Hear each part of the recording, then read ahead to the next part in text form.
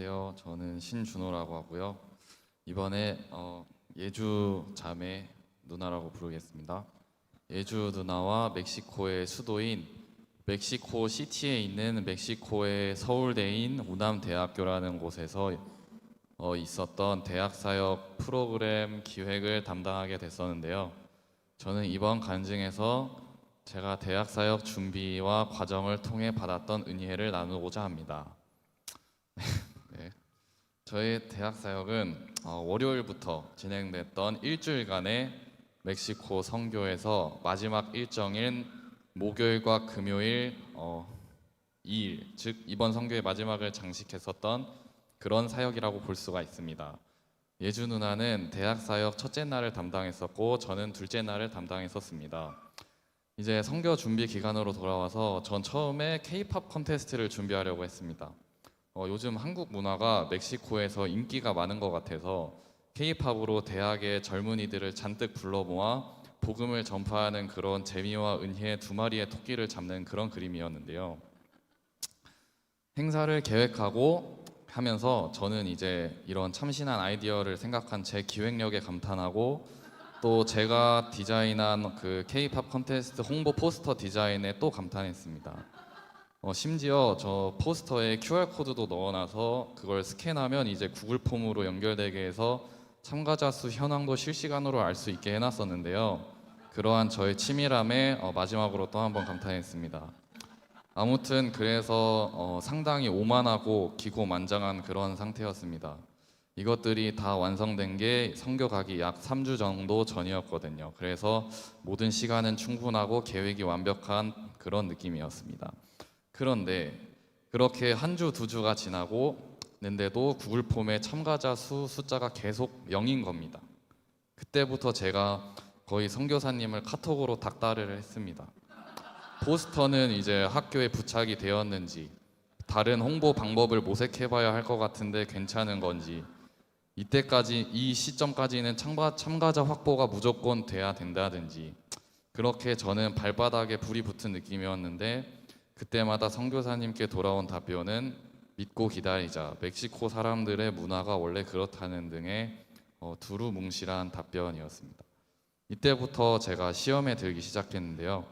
포스터 이미지를 선교 3주 전에 보냈는데 선교 가기 일주일 전까지도 포스터가 학교에 부착됐는지도 모르는 그런 상황이었거든요.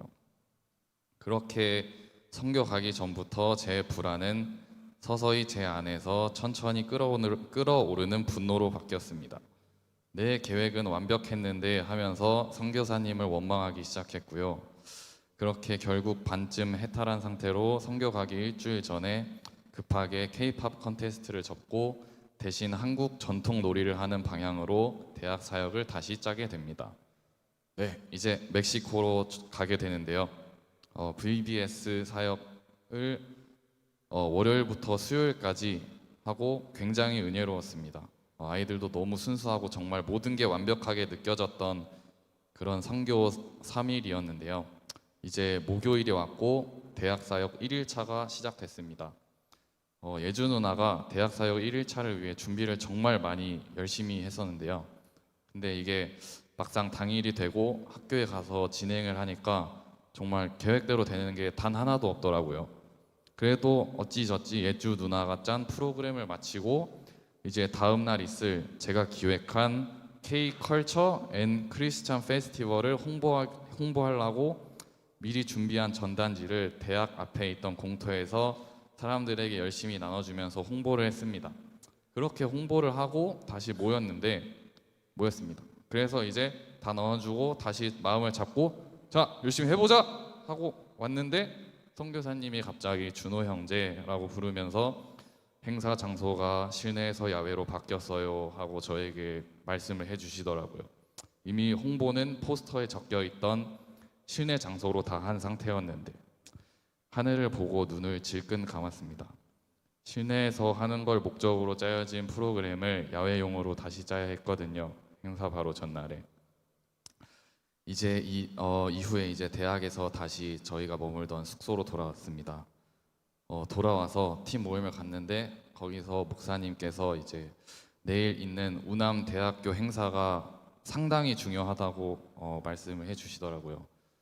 그때부터 이제 굉장한 부담감이 느껴지더라고요.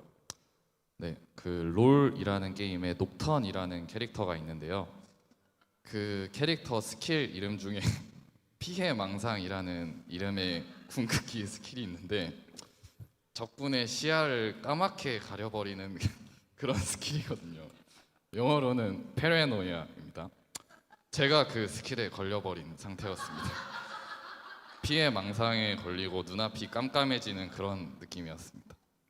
팀원들이 저에게 해주는 조언들과 응원이 저를 의심하는 말처럼 들리고 내일 잘할 수 있겠냐는 비아냥처럼 들렸거든요.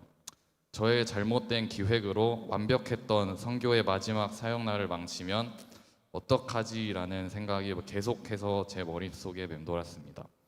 그렇게 그날 새벽까지 팀원들의 도움으로 다시 행사 준비를 하고 이제 자러 갈 준비를 하는데 잠이 안 오더라고요. 만약 내일 행사를 계획했던 대로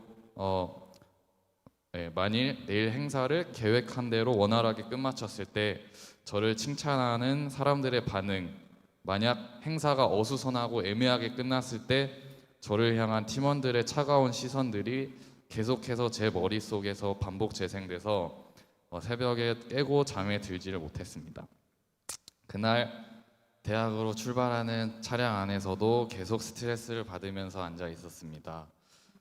정말 군대에서 훈련 출발할 때도 이 정도로 스트레스를 받지 않았던 것 같은데 제 표정이 너무 안 좋았는지 이를 눈치채고 예주 누나가 핸드폰에서 바울의 고린도 전서에 나온 구절을 말없이 저에게 건네주더라고요.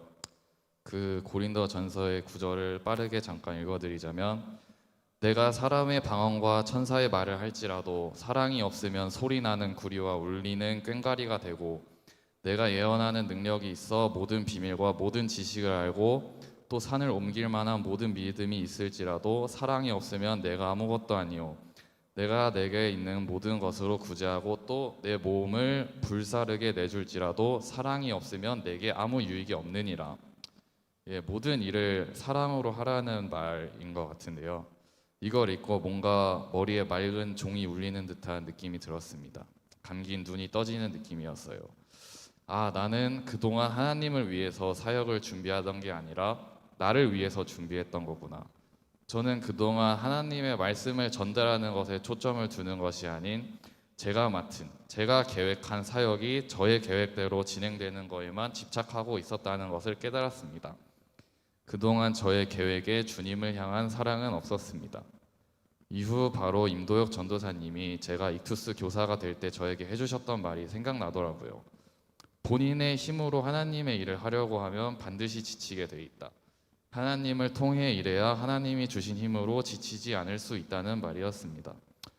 이후 차에서 운암대에 도착해서 내리기 전에 단체 기도를 할 때 그동안 저의 오기와 오만으로 사역 준비에 임했던 점에 대한 회개 기도와 저의 뜻이 아닌 주님의 뜻대로 되게 해주시라고 기도했습니다. 네, 뜨거운 회개의 눈물 두 방울이 제 뺨을 타고 흘러내렸습니다. 이후 운암대학교에 도착해서도 역시나 계획대로 되는 건 없었습니다. 이번에는 공터에서 행사를 하려고 준비하는데 서큐리티들이 와서 여기서 기독교 행사를 하면 안 된다고 하더라고요.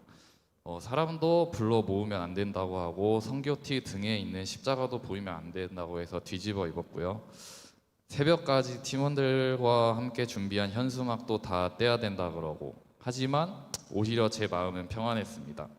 만약 저희가 지금 하려 하는 이 일이 정말 주님을 위한 일이라면 주님께서 책임져 주실 거라는 믿음이 있었기 때문입니다. 그렇게 저희가 준비한 민속놀이와 비빔밥을 나눠주면서 주어진 환경에 최선을 다하다 보니 어느샌가 눈을 부라리며 차까지 세워두고 저희를 감시하던 서큐리티들이 바람같이 사라져 있더군요.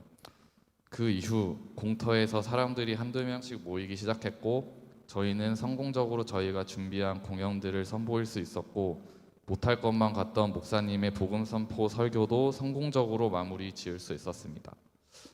이번 선교를 통해 하나님을 위해 일하는 것이 무엇인지 다시 생각해 볼 수 있었고 도와줬었던 팀원들 그리고 하나님의 뜻 없이는 저희 힘만으로는 아무것도 할 수 없다는 것을 깨닫고 순응하게 됐던 그런 시간이었습니다. 감사합니다.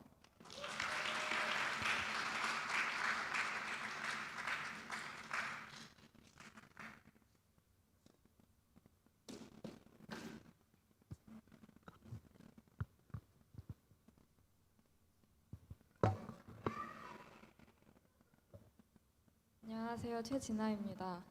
저는 좀 더 개인적인 얘기가 될 것 같은데요. 캐나다에 온 지 1년이 넘어갈 무렵쯤 소속감에 대한 고민이 생기기 시작했었습니다. 1년 정도 여기서 살다 보면 제가 앞으로 어느 나라에서 어떻게 살아가야 할지 어렴풋이 알 줄 알았는데 현실은 한국과 캐나다 어디에도 속해 있지 않다는 생각이 지배적이었습니다. 이제는 한국에 있는 저의 본 교회에서 무슨 일이 일어나고 있는지도 관심이 없어지게 되었고 여기서는 크고 작은 일들을 겪게 되면서 아예 교회 공동체 자체에 끼고 싶지 않다는 생각을 하게 됐던 것 같아요. 그런 와중에 계속된 하나님의 콜링으로 멕시코 선교를 신청하게 됐었고 어른들과 함께 하다 보면 나아지겠지 하는 생각이 무색하도록 청년들이 제일 가장 많이 가는 선교에 참여하게 된 걸 보면서 솔직히 정말 싫었습니다. 저를 왜 이번 선교에 부르셨는지를 너무 잘 알겠어서 오히려 더 싫었던 것 같아요. 그래도 이왕 순종하기로 했으니 주님이 제게 더 보여주실 게 뭔지 기도해 보았고 그렇게 해서 찾은 저의 선교 기도 제목은 첫 번째, 복음의 은혜를 온전히 누리고 올 것, 두 번째, 하나님과 공동체에 대한 사랑 회복이었습니다. 선교를 한 주 앞두고 새벽 기도를 드리는 중에 왜 하필 우리를 멕시코로 보내시는지, 제게 사랑이 없는데 제가 어떻게 선교를 할 수 있는지 주님께 여쭤봤었습니다. 하나님께선 제가 얼굴도 모르는 멕시코의 아이들을 떠올리게 하셨는데 이제껏 경험한 적 없었던 사랑이 진짜 훅 느껴졌습니다. 하나님이 그 아이들을 정말 너무 사랑하시는구나. 그 마음이 제게도 옮겨져서 아이들을 얼른 보고 싶다는 기대감이 그때부터 생기기 시작했습니다.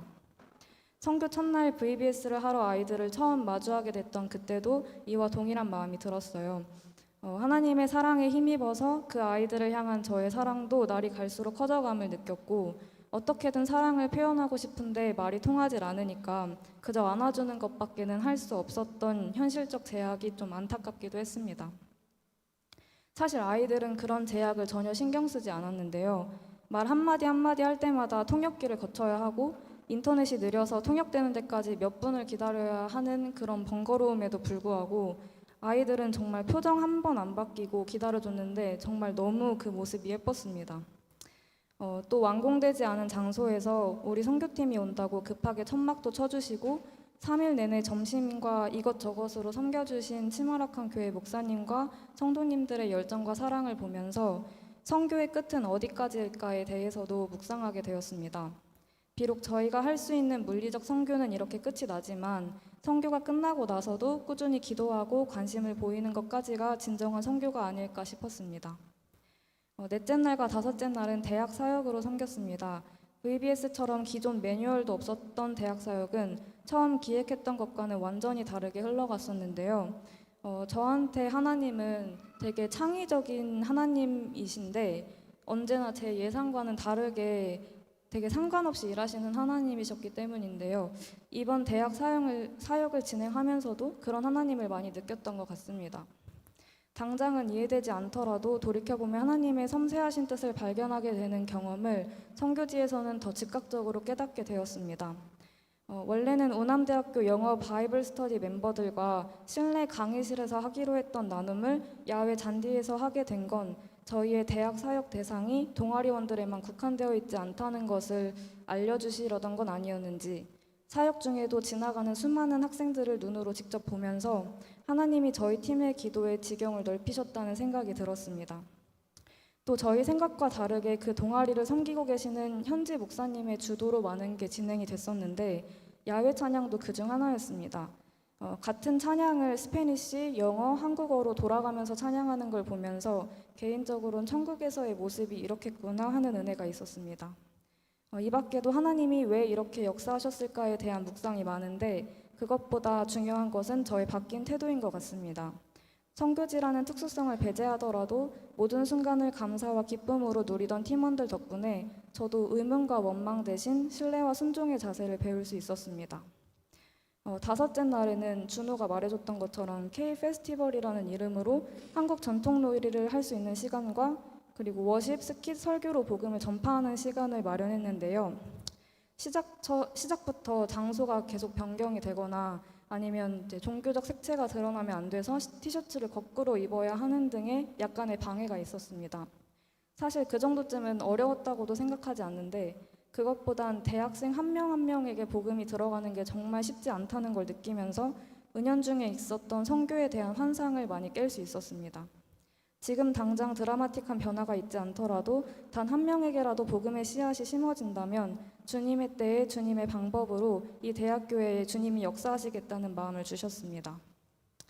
제가 선교를 가기 전부터 갖고 있던 모든 사소한 걱정과 앞서 말씀드렸던 두 가지의 큰 기도 제목들을 주님께서 완벽하게 해결해 주셨습니다. 선교를 통해 복음을 전파하는 일이 얼마나 어려운지, 그러나 그만큼 하나님이 기뻐하시는 일이구나를 알게 되었고 모든 순간 현장에서 복음의 은혜를 온전히 누렸던 일주일이었습니다.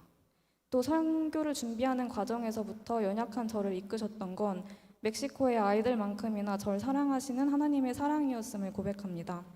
하나님은 선교를 매개체로 제가 다시 기도하게 하시면서 하나님과의 관계 회복을 먼저 이끄셨고 이를 바탕으로 공동체에 대한 사랑과 존중도 회복할 수 있게 하셨습니다.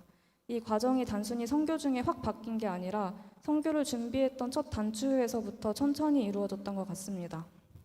저희 선교 팀원들을 통해서 서로 협력하여 선을 이루는 것이 얼마나 아름다운 일인지 주 안에서 함께 지어져가는 것이 하나님의 소원이라는 것 또한 진심으로 배울 수 있었습니다. 또 선교 현장에서 수시로 중보기도의 힘을 정말 많이 느꼈었는데 저희를 위해 기도해 주신 성도님들께도 정말 감사드립니다. 선교가 끝날 때쯤에 목사님과 선교사님께서 이번 선교가 단순한 활동으로 남지 않도록 받은 은혜를 유지하는 게 능력이라는 말씀을 해주셨는데요. 제 기도가 끝날 때까지 선교가 끝난 게 아니라는 것을 기억하면서 여러분들도 저와 함께 기도로 계속해서 선교에 동참해 주시길 권면하고 싶습니다. 감사합니다.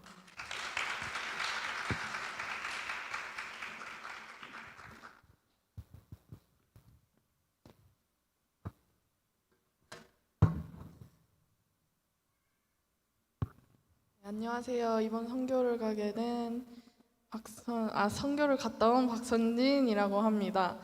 제 간증은 영어로 하겠습니다. So this was my fourth time visiting Mexico and my third time participating in a Mexico missions trip. Going into this trip, I did not have many expectations. I had experience, I generally knew what to expect, and I was already somewhat familiar with the people and culture. Despite this familiarity, I am incredibly grateful that I decided to go on this missions trip. God showed up not only for me, but for our entire Mexico missions team in ways that felt so different from my previous experiences. There wasn't one tangible moment or experience that suddenly made me think God is dwelling among us. Rather, it was a collection of small moments. Looking at the children's faces, the parents' faces, and the faces of our own team members, and feeling just how deeply God loves these people. Seeing the children's innocence and joy made me reflect on my own life. It made me realize that gratitude is not simply about appreciating the material things I have, such as clean water, clothes, or a home, but also about the mindset in which I live. I found myself wanting to adopt that same innocence and joy, something that I realized had been missing from my own life. Although I was the VBS leader on this trip, ironically, I was most deeply touched by our university campus ministry. Perhaps it was because it was my first time participating in this type of ministry, but interacting students my age who are facing similar concerns and navigating similar stages of life was incredibly insightful.